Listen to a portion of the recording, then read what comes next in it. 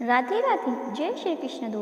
दोस्तों यदि आप ब्रह्म मुहूर्त में उठने के उन चमत्कारिक लाभों को देखना चाहते हैं जो कभी भी एक आम इंसान को नहीं मिलते, तो आपको ब्रह्म मुहूर्त का रहस्य क्या है जरूर समझना चाहिए। तो वीडियो को ध्यान से और अंत तक जरूर सुनिएगा। ब्रह्म मुहूर्त का वर्णन अनेक शास्त्रों में देखने को मिलता है।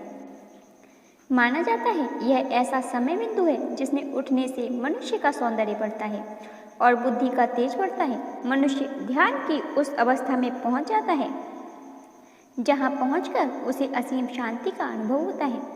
सामान्य दृष्टि से देखें तो ब्रह्म मुहूर्त में वातावरण में चारों तरफ शांति होती है। ऐसे में इंसान के पास किसी भी विषय पर ध्यान केंद्रित करना आसान रहता है। पर अनेक विद्वानों पंडितों की माने तो यह समय विशेष इसलिए भी हो जाता है क्योंकि इस समय आपका परमात्मा से मिलन होता है। जी हाँ, साथ ही यह समझना जरूरी है कि ब्रह्म मुहूर्त को लेकर लोगों के बीच कई तरह के भ्रम भी फैले हुए हैं। तो चलिए इसे विस्तार से समझते हैं कि ब्रह्म मुहूर्त क्या है। दोस्तों, ब्रह्म का अर्थ होता है सत्य, परमात्मा, और मुहूर्त का अर्थ है विशेष समय, अर्थात जो समय सत्य या परमात्मा को समर्पित हो उस समय को ब्रह्म मुहूर्त के नाम से संबोधित किया जाता है। अन्य शब्दों में जिस समय परमात्मा का ध्यान हो उसी को ब्रह्म मुहूर्त कहा गया है। ब्रह्म मुहूर्त किसी ध्यान, विधि, योग और तमाम तरह के जादुई अनुभव का नाम नहीं है, जैसा कि समाज में लोगों के बीच ब्रह्म मुहूर्त को लेकर धारणाएं देखने को मिलती हैं। ब्रह्म मुहूर्त ना तो हमें सब कुछ दे सकता है, ना ही इससे हम अलौकिक शक्ति पा सकते हैं। अब प्रश्न यह है कि क्या लाभ हुआ तो ब्रह्म मुहूर्त का? यही कि जिस समय तुम सच्चाई के करीब आते हो, आपके जीवन में झूठ से ज़्यादा सत्य को महत्व मिलता हो, उसी समय को ब्रह्म मुहूर्त कहकर संबोधित किया गया है। उदाहरण के लिए आप किसी सत्संग में जाते हैं जहां ऐसे धार्मिक ग्रंथ का पाठ होता है जिससे मन साफ होता है और आपको अपने जीवन का हल मालूम होता है, अपनी कमियां मालूम होती हैं। तो जिस समय आप ऐसे सत्संग में बैठकर अपनी सच्चाई को जान लें, यही ब्रह्म मुहूर्त हो गया। ब्रह्म मुहूर्त का रहस्य और विशेष अनुभव की सच्चाई क्या है? ब्रह्म मुहूर्त को अक्सर किसी समय से जोड़कर देखा जाता है। लोगों की दृष्टि में सूरज उगने से 1.5 घंटे पहले का समय ब्रह्म मुहूर्त होता है। इस समय उठना बेहद फायदेमंद होता है। आइए जानते हैं इस बात में कितनी सच्चाई है। देखिए, अगर आपने ऊपर ब्रह्म मुहूर्त को समझा होगा तो आप जान गए होंगे कि ब्रह्म मुहूर्त का घड़ी की टिक टिक से कुछ भी से संबंध नहीं है।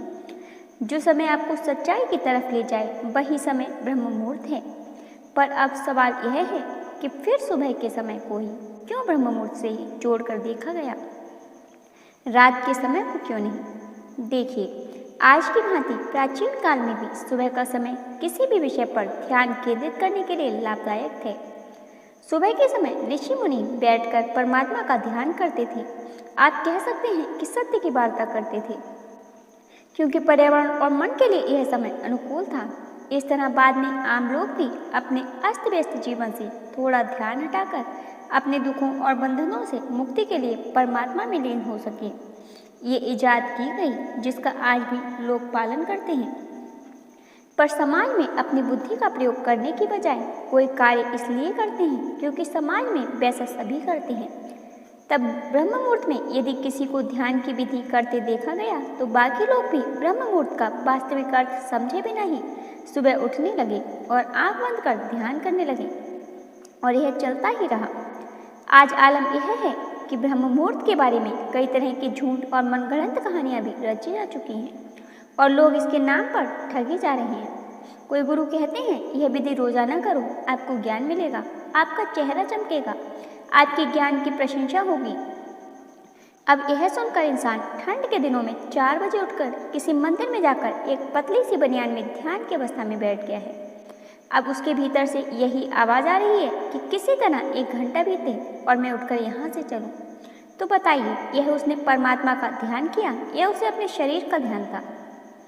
यहाँ समझना जरूरी है कि परमात्मा का ध्यान करने का यह अर्थ नहीं है कि आप सुबह उठें और आंख बंद करके परमात्मा को याद करें, बल्कि ब्रह्मा यानी सच्चाई को जानना ही ब्रह्म मुहूर्त होता है।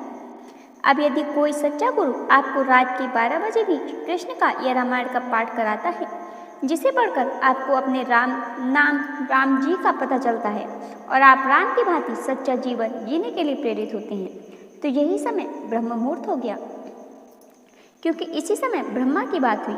उम्मीद है यह समझने के बाद आपको ब्रह्म मुहूर्त का रहस्य मालूम हो गया होगा। ब्रह्म मुहूर्त में उठने से क्या मिलता है, क्या फल मिलता है? ब्रह्म मुहूर्त में जागने का सबसे बड़ा लाभ है आपको अपनी ही सच्चाई का ज्ञान हो जाता है। आपको मालूम हो जाता है आप कितने पानी में हैं, आपके भीतर कितनी कमियां, कितने दोष हैं, और तभी आप उन बुराइयों को खत्म करके आपके भीतर अच्छाई प्रवेश करती है, जो जगह आपको सच जानने में मदद करे, आपको अपनी बेहोशी, अज्ञानता और दुख का एहसास कराए। आपको इस समय को ही ब्रह्म मुहूर्त मानकर उसका आभार व्यक्त करना चाहिए, क्योंकि यही समय अब आपको अपनी शांति, परेशानियों से लड़कर शांति और शांति शक्ति की तरफ चलने के लिए आपकी मदद, आपका मार्गदर्शन करेगा। ब्रह्म मुहूर्त में कितने बजे उठना चाहिए? घड़ी के मुताबिक ब्रह्म मुहूर्त का कोई विशिष्ट समय नहीं है। ब्रह्म मुहूर्त की खास बात यह है कि इंसान समय के पार निकल जाता है। ठीक वैसे ही जैसे गुरु की बातें सुनते सुनते शिष्य यह भूल जाता है कि अभी दिन है या रात। इसी तरह जो समय आपको परमात्मा यानी सत्य तक पहुंचाए, वही समय ब्रह्म मुहूर्त कहकर संबोधित किया जाएगा। अगर आप सुबह 3 बजे उठकर रामायण, भागवत गीता जैसे ग्रंथों का पाठ करते हैं और आपको मालूम होता है कि आपके और राम के जीवन के बीच कितनी दूरी है, तो समझ लीजिए यही समय जिसने आपको आपकी हकीकत के करीब आने का मौका दिया ब्रह्म मुहूर्त है। ब्रह्म मुहूर्त में स्नान करने के क्या फायदे हैं? अगर स्नान करने से आपको सत्य के मार्ग में चलने में सहायता मिलती है तो ब्रह्म मुहूर्त में स्नान करना लाभदायक है।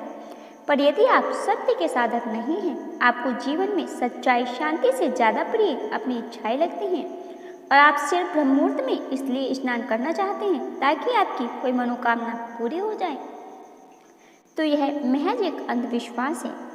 ऐसा करके आप अपना समय और ऊर्जा दोनों बर्बाद कर रहे हैं।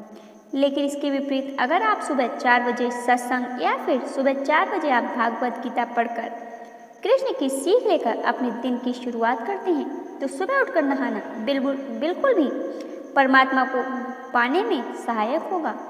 पर यदि अधिकांश लोगों की तरह आपका लक्ष्य कृष्ण को पाना नहीं बल्कि सुबह स्नान करके अपनी इच्छा पूर्ति करना है, तो फिर उसका कोई लाभ नहीं है। यह एक छल है जो आप अपने साथ कर रहे हैं। ब्रह्म मुहूर्त का मंत्र क्या है?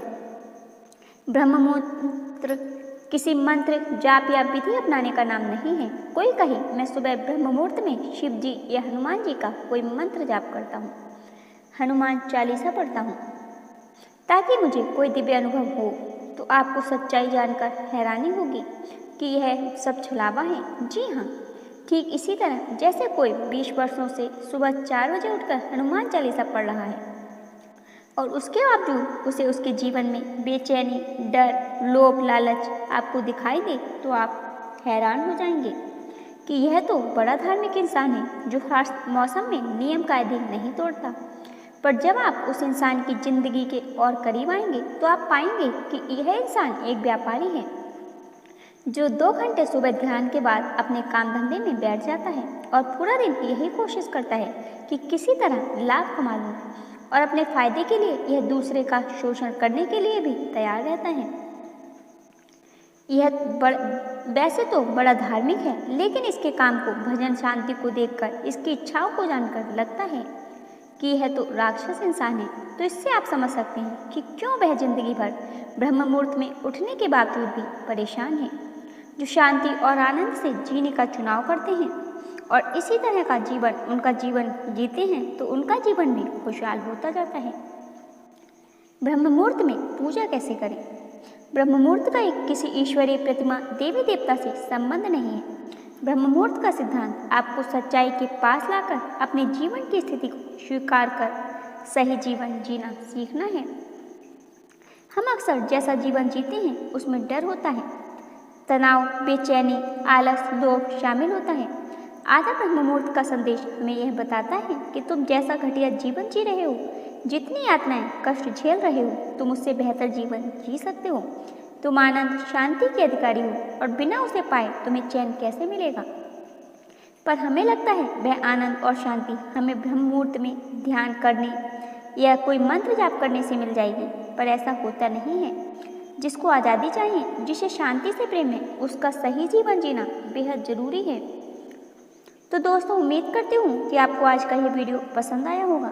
यदि आपको वीडियो पसंद आया हो तो एक लाइक ज़रूर कीजिएगा और अपने दोस्तों और संबंधियों के साथ शेयर ज़रूर कीजिएगा। साथ ही यदि आप हमारे चैनल पर नए हो तो चैनल को सब्सक्राइब जरूर कीजिएगा। जय श्री कृष्ण।